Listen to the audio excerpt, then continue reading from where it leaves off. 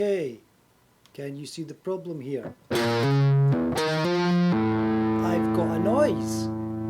That noise is the A string. Because when I come across the strings, the minute you release any string, you have the potential to create a resonance, an unwanted resonance. It's almost like, there you go, this just happened then, just when I took my fingers off the fretboard. It's almost like a pull-off, which is a technique guitarists use all the time. You see, and it should be in our arsenal of techniques, the pull-off, but we do not want to hear that when we are simply playing a scale, because it's going to mess up, especially when we're on a high gain sound like what I have selected at the moment. Now, the way to combat this tendency is was two things really. First of all, you can mute with this hand. So when you ascend your scale, a little bit of palm muting. That can calm it down a lot. Now I've just got my palm ever so slightly, and now it's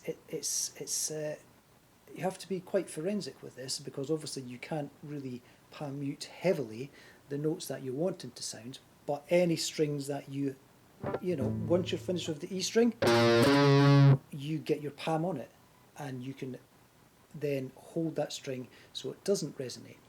So that's one, that's at the back end. At the front end, what happens with this hand here is when I play, now I have selected a pentatonic here. I've selected it on the 6th fret. The reason I've selected it on the 6th fret is so that when I do these unintended pull-offs, it clashes far more than if I was playing on the 5th fret, because some of the strings would then be in tune and in harmony, probably sound quite nice with my scale, but I want to make it sound, I wanted to make it sound as jarring as possible.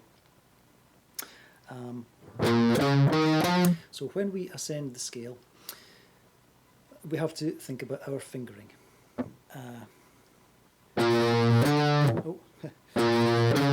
So there's our first finger position on the pentatonic. Then when we move to this string here, okay, if I fret in this manner, well, that's a fine way to fret the 6th fret, but there's a problem. My 6th string is off the lead. If I do inadvertently pull off, there we go, it's making a noise, and we don't want that noise. So what I tend to do with my fretting finger is, in fretting my next note of the pentatonic, I just let it dangle over, so it just touches ever so slightly. So instead of a string that can ring freely, we have a string which is far more under control. And that is what happens at this end. So at this end, we've got some use of palm muting, and at this end, we've got some use of fingertip muting. Look at that, there you go. I'm just on it and no more. Wow, look at that. I'm just on it and no more. Just on this one here. There you go, look. It's just on it and no more.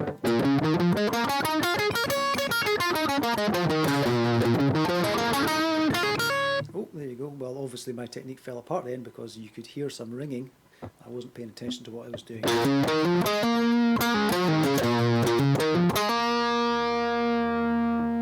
Now, I find that when you practice pentatonic scales, your fingers can kind of work this out for themselves. The key is to practice slowly. The key is to be very, very aware of when this is happening. That tells you that your technique is not quite correct. You can practice very slowly, and just, you know, keep your eyes on these fingers, watch these fingers, watch what they're doing, make sure that they are dangling over make sure that it's positioned there and not there. It's going to make a big difference. Just that tiny, tiny little change. You see? I mean, I'm fretting this note here, but look where my finger is. It's almost a double stop. I'm almost playing a double stop there, playing that string and that string, the G string and the B string. Now that's maybe a bit of an exaggeration, you know. If I was flying up the scale, my finger might not look like that. But it's okay to look like that, because it's doing the job.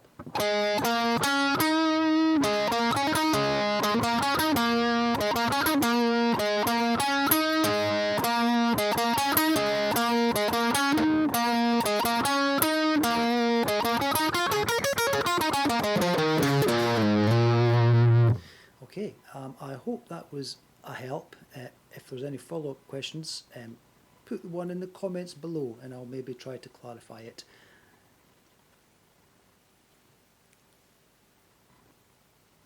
Oh yeah, subscribe.